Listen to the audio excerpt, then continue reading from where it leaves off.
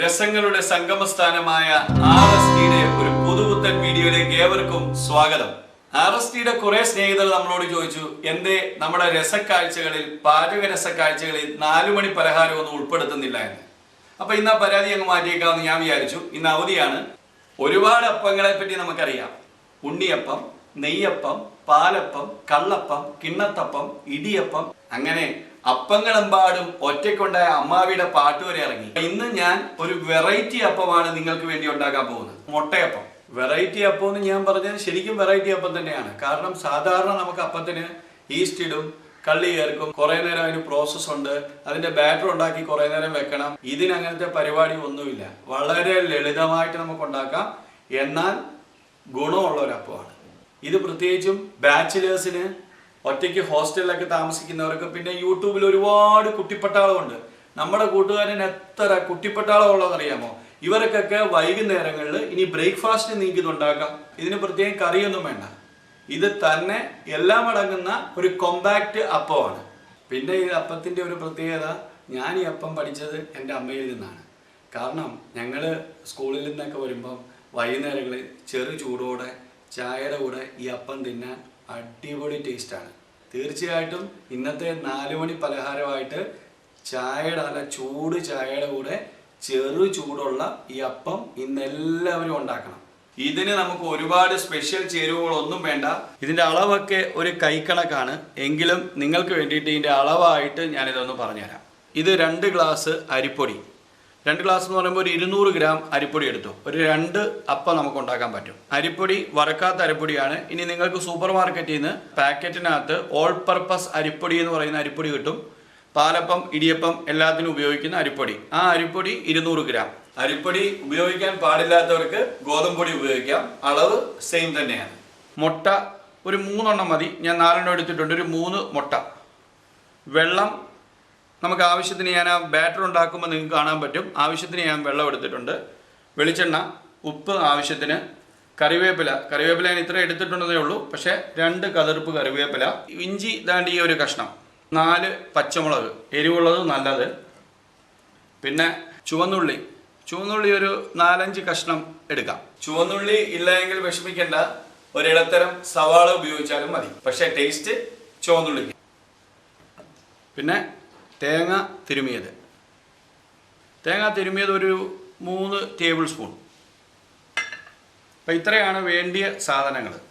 ഞാനിനി അപ്പത്തിൻ്റെ മാവ് റെഡിയാക്കാൻ പോവുകയാണ്. ശ്രദ്ധിച്ച് കണ്ടോണം മാവ് എങ്ങനെയാണ് ഉണ്ടാക്കുന്നതാണ്. ആദ്യമേ നമ്മൾ ഈ പച്ചമുളക് ഇങ്ങോട്ട് എടുക്കുക. ഇതിനെ ഇങ്ങനെ ഈ പീസാക്കിയിട്ട് അങ്ങോട്ട് കണ്ടിക്കുക. അവനെ അങ്ങോട്ട് ഇടുക. ഇനി നമ്മളൊരു ഉള്ളി ഇങ്ങോട്ട് എടുക്കുക. ഉള്ളി വട്ടത്തിൽ ഇങ്ങനെ അരിയുക. ഉണ്ടോ? കൈ സൂക്ഷിക്കണം അരിയുമ്പോൾ. കുട്ടിപ്പട്ടാളം എല്ലാവരും കൈയൊക്കെ സൂക്ഷിക്കണം കേട്ടോ. ഇങ്ങനെ വട്ടത്തിൽ ഒരു 5 ചുവന്നുള്ളി ഇങ്ങനെ അങ്ങോട്ട് അരിയുക. ചെറുതായിട്ട് വട്ടത്തിൽ അരിയുക.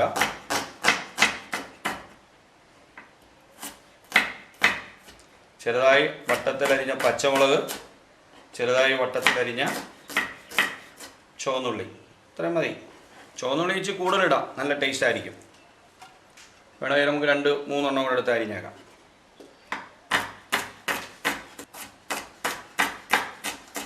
ഉണ്ടോ? ഇങ്ങനെ അങ്ങോട്ട് അരിഞ്ഞെടുക്കുക. അത് ഇടുക. നമുക്ക് അടുത്തത് ഇഞ്ചി ഇങ്ങനെ അങ്ങോട്ട് കീറുക. ഇത്ര ഇഞ്ചിയുടെ ആവശ്യമില്ല, എങ്കിലും ഇങ്ങനെ അങ്ങോട്ട് കീറുക. എന്നിട്ട് പിന്നെ നല്ല ചെറുതായിട്ട് അങ്ങോട്ട് പൊടിയായിട്ട് അങ്ങോട്ട് അരിയുക. കയ്യിൽ വെച്ച് അരിയാൻ പറ്റുന്നവർ കയ്യിൽ വെച്ച് അരിഞ്ഞു. ഉണ്ടോ? ചെറുതായിട്ട് ഈ ഇഞ്ചി ഇങ്ങനെ അങ്ങോട്ട് അരിയുക. ഇഞ്ചി, ചുവന്നുള്ളി, പച്ചമുളക് ഇത്രയും നമ്മൾ അരിഞ്ഞു. ഇവനെ നമ്മൾ അങ്ങോട്ട് ഇടുക. അപ്പോൾ ഇഞ്ചി ഞാൻ മാറ്റി വെച്ചേക്കാം. ഇനി നമ്മുടെ എന്താണ് അടുത്തത്? കറിവേപ്പില നമ്മൾ വേണ്ട ഒരു 3-4 കതിപ്പ് പറിച്ചങ്ങിട്ടു. നമുക്ക് വേണ്ടത് നമ്മുടെ തേങ്ങ 1 table spoon 2 table spoon 3 table spoon. തേങ്ങയും വേണമെങ്കിൽ കുറച്ചുകൂടി ഇട്ടേക്കാം. അപ്പോൾ ഞാൻ നിങ്ങൾക്ക് വേണ്ടിയിട്ട് ഒരു ടേബിൾ സ്പൂൺ ഇട്ടു. ഇനി മെയിനായിട്ടുള്ള ഇൻഗ്രീഡിയൻറ്റ് നമ്മുടെ അരിപ്പൊടി ഇങ്ങോട്ട് എടുക്കുക. ഇതിനകത്തോട്ട് നമ്മൾ ചേർക്കുക. കണ്ടോ, 2 ഗ്ലാസ് 200 ഗ്രാം, 200 250 ഗ്രാമോ. ഇനി ഇതിലേക്ക് നമ്മൾ വേറെ ഒന്നും വേണ്ട, ആവശ്യത്തിന് ഉപ്പ് ചേർക്കുക. ഇനി അടുത്തത് നമുക്ക് ചേർക്കേണ്ടത് നമ്മുടെ മുട്ടയാണ്. പിന്നെ ഒരു ടിപ്പ് ഞാൻ പറഞ്ഞുതരാം. ഒരു കാരണവശാലും നമ്മൾ എന്തെങ്കിലും പ്രിപ്പയർ ചെയ്യുമ്പോൾ ഡയറക്റ്റ് അതിലേക്ക് മുട്ട പൊട്ടിച്ചൊഴിക്കരുത്. കാരണം വേറെ ഒന്നും കൊണ്ടല്ല, ഒരു പക്ഷേ മുട്ട ചീത്തയാണെങ്കിൽ ആ സാധനത്തിനകത്ത് എല്ലാം കൂടെ അത് മിക്സ് ആവും. അതുകൊണ്ട് നമുക്ക് ചെയ്യാൻ പറ്റുന്ന കാര്യം, നമ്മൾ വേറൊരു ചെറിയ ബൗൾ എടുക്കുക. അതിലേക്ക് നമുക്ക് ആവശ്യമുള്ള മുട്ട ഇങ്ങനെ അങ്ങോട്ട് പൊട്ടിക്കുക, മുട്ട ഒഴിക്കുക. ഇതിനി നമുക്ക് ഡയറക്റ്റ് ഇതിനകത്തേക്ക് ചേർത്ത് കൊടുക്കാം. അപ്പം ഇനി നമ്മൾ ചെയ്യുന്നത് എന്താണ്, ഇതിനെ നമുക്ക് നല്ലതായിട്ട് കുഴയ്ക്കണം. കൈവച്ച് തന്നെ കുഴയ്ക്കാം. പക്ഷേ കൈ വെച്ച് കുഴയ്ക്കുമ്പോൾ ശ്രദ്ധിക്കേണ്ട, കയ്യിൽ നമുക്ക് ഓർണമെൻറ്റ്സ് ഒന്നും ഇടാൻ പാടില്ല. കാരണം അത് ഞാൻ സ്പെഷ്യലായിട്ടൊരു ക്ലാസ് ഫുഡ് ഹൈജീനെ പറ്റി എടുത്തു തരാം. ഓർണമെൻറ്റ്സ് ഇടാൻ പാടില്ല. നഖം നല്ലതായിട്ട് വെട്ടണം, കൈ നല്ലതായിട്ട് വൃത്തിയാക്കണം. അതിനുശേഷം ഇതുപോലെ കുഴയ്ക്കണം. ഇതുപോലെ നല്ലതായിട്ട് കുഴയ്ക്കുക. നല്ലതായിട്ട് അങ്ങോട്ട് കുഴയ്ക്കണം. മുട്ടയെല്ലാം ചേർത്ത് ആദ്യമേ അങ്ങോട്ട് നല്ലതായിട്ട് കുഴയ്ക്കുക. കണ്ടോ, ഇങ്ങനെ അങ്ങോട്ട് കുഴയ്ക്കണം. പൊടി താഴെ പോകാൻ പാടില്ല. നല്ലതായിട്ട് കുഴച്ചങ്ങോട്ട് പരുവത്തിന് കുഴയ്ക്കുക. മുട്ട കൂടുതൽ ചേർക്കാത്തത് ഇത് സോഫ്റ്റായിപ്പോൾ, ഒരുപാട് സോഫ്റ്റാകും. നിങ്ങൾ ശ്രദ്ധിച്ചല്ലോ, നമ്മളിതിനകത്ത് ബേക്കിംഗ് പൗഡറോ ഈസ്റ്റോ മറ്റുള്ള സാധനങ്ങളോ ഒന്നും തന്നെ ഇല്ല. ഇനി ഇതിനകത്ത് ശുദ്ധമായ പച്ചവെള്ളം ചേർക്കുക. ഇനി ബാറ്ററിൻ്റെ കൺസിസ്റ്റൻസി ഞാൻ കാണിച്ചു തരാം. അതിൽ വേണം നമ്മളിത് കുഴച്ചെടുക്കാൻ. നല്ലതായിട്ട് കുഴയ്ക്കണം. വെള്ളം ചേർക്കുക. കുഴച്ചുകൊണ്ടേയിരിക്കുക. വീണ്ടും വെള്ളം ചേർക്കുക. യെസ്, വീട്ടമ്മമാരൊക്കെ ശ്രദ്ധിച്ചാൽ അറിയാം, ഇതിപ്പം നമ്മുടെ ഓട്ടടയൊക്കെ ഉണ്ടാക്കുന്ന ഒരു കൺസിസ്റ്റൻസിയിലേക്ക് എത്തി. കണ്ടില്ലേ? ഈ ഒരു സ്വല്പം വെള്ളവും കൂടെ ചേർക്കാം, മതി. ഈ ഒരു കൺസിസ്റ്റൻസിയിൽ നമ്മൾ മാവ് കുഴച്ചെടുക്കുക. ഇനി എൻ്റെ കൈയൊക്കെ ഒന്ന് കഴുകട്ടെ. നമ്മൾ മാവ് റെഡിയാക്കി കഴിഞ്ഞു. ഇനി നമുക്ക് നേരെ അപ്പം ഉണ്ടാക്കാം. അപ്പോൾ അധികം സമയമൊന്നും വേണ്ടാന്ന് മനസ്സിലായാലോ. അടുപ്പ് കത്തിക്കാം, ചൂടാകട്ടെ. നോൺ സ്റ്റിക്ക് പാനാണ് എടുത്തിരിക്കുന്നത്. നമ്മൾ ദോശയൊക്കെ ഉണ്ടാക്കുന്ന ദോശക്കല്ലിലുണ്ടാക്കാം, നോ പ്രോബ്ലം. ദോശക്കല്ലിലൊക്കെ ആണെങ്കിൽ നമുക്ക് എണ്ണയൊക്കെ തൂവി ചെയ്യാം. ഇതിന് അതിൻ്റെ ആവശ്യം ഇല്ല. ചൂടായി വരുന്നുണ്ട്, ചൂടാകട്ടെ. ഇനി കൈ പൊള്ളാതെ കല്ല് ചൂടായോ നോക്കണമെങ്കിൽ ഇതേണ്ട ഇച്ചിരി വെള്ളം ഇതിലോട്ട് കൂടായി. കണ്ട, കറക്റ്റായിട്ട് കല്ല് ചൂടായി. തീ ഏറ്റവും സിമ്മിൽ വെക്കുക, സ്ലോ ഫയറിൽ വെക്കുക. വെച്ചിട്ട് നമ്മൾ കുഴച്ച് വെച്ച മാവ് ഒന്നും കൂടെ ഇതിൻ്റെ ഇടയ്ക്ക് ഞാൻ ഉപ്പൊക്കെ നോക്കിയാൽ മതി. ഉപ്പൊക്കെ കറക്റ്റാണ്. നിങ്ങളുടെ ആവശ്യത്തിനുള്ള ഉപ്പ് നമ്മൾ ചേർക്കുക. ഒന്നും കൂടെ നല്ലതായിട്ട് മാവ് നല്ലതായിട്ട് മാഷ് ചെയ്യുക. ഈ ഒരു പിടി നമ്മൾ ഇതിനകത്തോട്ട് ഇടുക. മനസ്സിലായ? ഇച്ചും കൂടി ഇടാം. ഇത്രയും നമ്മൾ അങ്ങോട്ട് വെച്ചിട്ട് ഈ മാവ് താഴ്ത്ത് വെക്കുക. ഇത് നമ്മളൊരു ബോളിനകത്ത് കുറച്ച് വെള്ളം വെക്കണം. വെച്ചിട്ട് നമ്മൾ ഇതിൻ്റെ മുകളിലോട്ട് ഇങ്ങനെ പരത്തണം. കണ്ടോ? ഇങ്ങനെ പരത്തണം. വെള്ളം തൊടുക, പരത്തുക. അപ്പം ആ കട്ടി നിങ്ങൾക്കറിയാം, കുറച്ച് കട്ടി വേണം അപ്പത്തിന്. വെള്ളം തൊടുക, പരത്തുക. കൈയൊന്നും പൊള്ളത്തൊന്നുമില്ല. ഇങ്ങനെ പരത്തിയിടുക. മുറിഞ്ഞു പോകരുത്. അപ്പം ഇത്രയും മതി. ഇനി ഇത് കട്ടി കുറയ്ക്കണ്ട, ഇത് പരത്തുക. ഇച്ചിരി വെള്ളം നമ്മളതിൻ്റെ മുകളിൽ ഇങ്ങനെ ഒഴിക്കുക. കൈ ഇങ്ങനെ എടുക്കുക. കൈയൊക്കെ ഇങ്ങനെ തുറച്ച് വെക്കുക. ഓക്കെ. എന്നിട്ട് നമ്മൾ എന്ത് ചെയ്യണമെന്ന് അറിയാമോ? നമ്മൾ ഇതിന് പാകത്തിനുള്ള ഒരു അടപ്പ് എടുക്കുക. ഞാനിപ്പോൾ ഈ ഒരു അടപ്പ് എടുത്തേക്കുന്ന ഇതാണ് നമ്മളിങ്ങനെ അടച്ചു വെക്കുക. ഇത്രയേ ഉള്ളൂ. അത് ചെറിയ തീയിൽ ഒരു 5 മിനിറ്റ്. തീ നല്ലതായിട്ട് അഡ്ജസ്റ്റ് ചെയ്യണം, കാരണം കരിയാൻ പാടില്ല. ചെറിയ തീയിൽ ആ അടച്ചു വെച്ചിരിക്കുന്ന ആവിയിൽ അത് അവിടെ ഇരുന്ന് വേവും. അതുപോലെ നമുക്ക് വെയിറ്റ് ചെയ്യാം. ഓക്കെ, നമ്മൾ പറഞ്ഞ ആ സമയം 5 മിനിറ്റ് പോലും എടുത്തില്ല. 4 മിനിറ്റിൽ നമ്മൾ അടപ്പ് മാറ്റുകയാണ്. നിങ്ങൾക്ക് കാണാം ഇപ്പോൾ അപ്പത്തിൻ്റെ ആ പരുവം. ഇത് നമ്മൾ നേരെ ഇങ്ങോട്ട് എടുക്കുക. ഇതിനെ തെളിച്ചെടുക്കാം. ഉണ്ടോ? ഇനി കണ്ടല്ലോ, അപ്പം ഒടിഞ്ഞു പോകരുത്. ഇനി നമ്മൾ ചെയ്യേണ്ടത്, നമുക്ക് ഇതായി തിരിച്ചിട്ട് അതിൻ്റെ മേളിലോട്ട് ഇച്ചിരി വെളിച്ചെണ്ണ നമ്മൾ ചേർക്കാം. നല്ല ടേസ്റ്റ് വരും. ആർക്കെങ്കിലും നെയ്യ് തടവണമെങ്കിൽ നെയ്യും തടവാം, പക്ഷേ വെളിച്ചെണ്ണയാണ് അതിൻ്റെ കറക്റ്റായിട്ടുള്ള ടേസ്റ്റ് വരുന്നത്. നമ്മൾ മുമ്പേ ചെയ്ത പോലെ തന്നെ ഇതൊന്ന് അടച്ചു വെക്കുക. അതൊരു മുമ്പേ പറയാനുള്ളൊരു 2 അല്ലെങ്കിൽ 3 മിനിറ്റ് ഇനി അതൊന്ന് അടച്ചു വെക്കുക. അപ്പോൾ ഇപ്പം നമ്മൾ തിരിച്ചിട്ട ആ സൈഡും വെന്തിട്ടുണ്ട്. നമ്മളിത് അടപ്പ് മാറ്റുക, വെക്കുക. ഇനി ഇവനെ അങ്ങോട്ട് തിരിച്ചിടുക. ഉണ്ടല്ലോ, നമ്മൾ ചെയ്യുന്നത് എന്താണ്? മുമ്പേ ചെയ്ത അതേ രീതിയിൽ തന്നെ ഒരു കുറച്ച് എണ്ണ, കുറച്ചെന്ന് പറഞ്ഞാൽ ഒന്നും വേണ്ട കേട്ടോ, സ്പൂണിൽ പറ്റിയ എണ്ണ മാത്രം അങ്ങോട്ടൊന്ന് കുടഞ്ഞാൽ മതി, അതിന് ആ ടേസ്റ്റ് വരും. ഇനി നമ്മൾ അടയ്ക്കുവാണെങ്കിൽ കുറച്ചുകൂടെ നല്ലതാണ്. ഒന്നുകൂടെ അടയ്ക്കാം. ഒക്കെ 1 മിനിറ്റ് 2 മിനിറ്റൊക്കെ അടച്ചാൽ മതി കേട്ടോ. എടുക്കാം.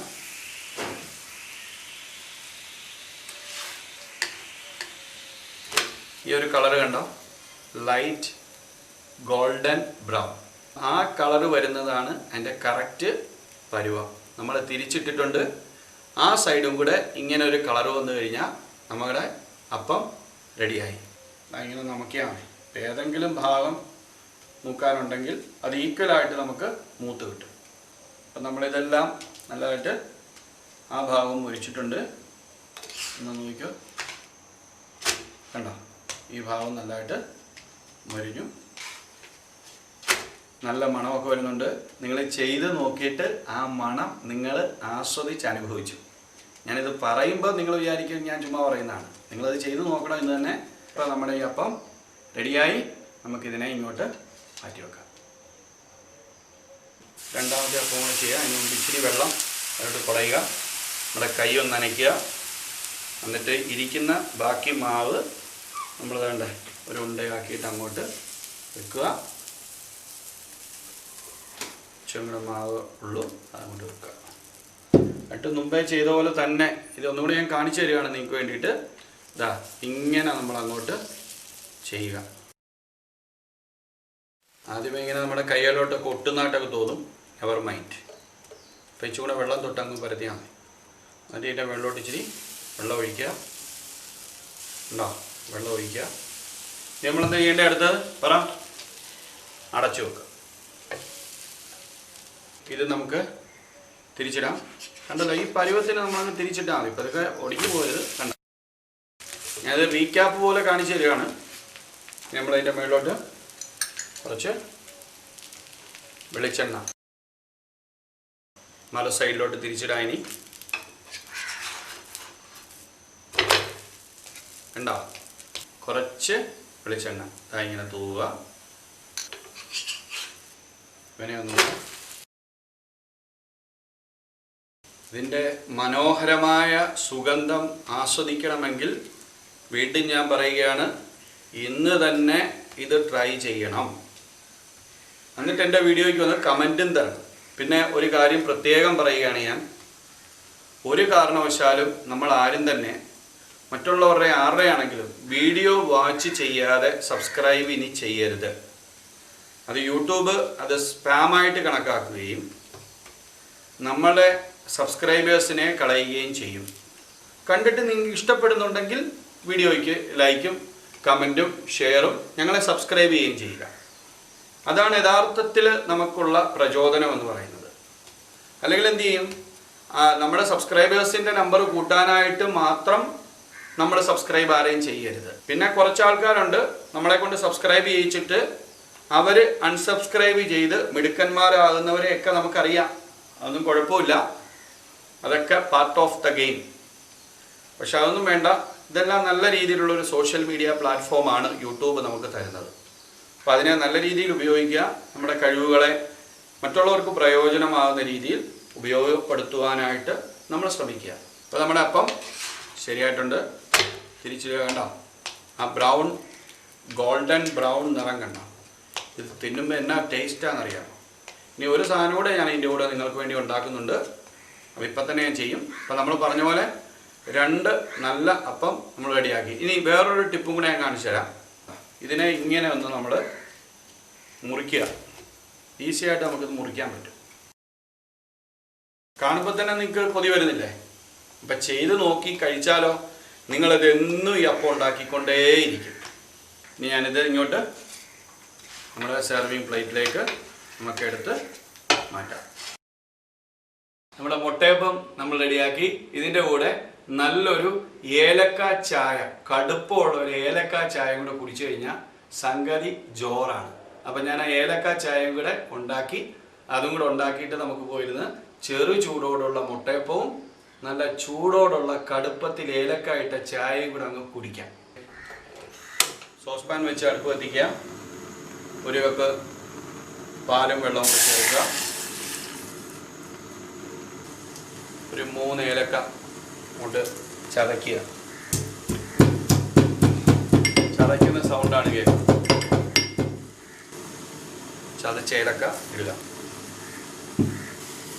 1 സ്പൂൺ 1.5 സ്പൂൺ പഞ്ചസാര.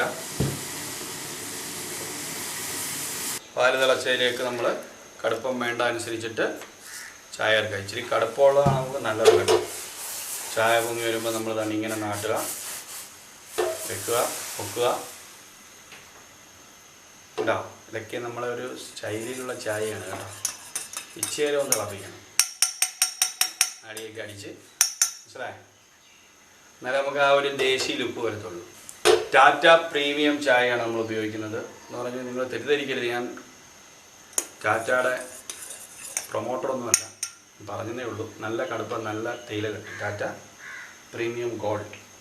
ഓക്കെ, നമ്മുടെ ചായ റെഡിയായി. ഓഫ് ചെയ്യുക.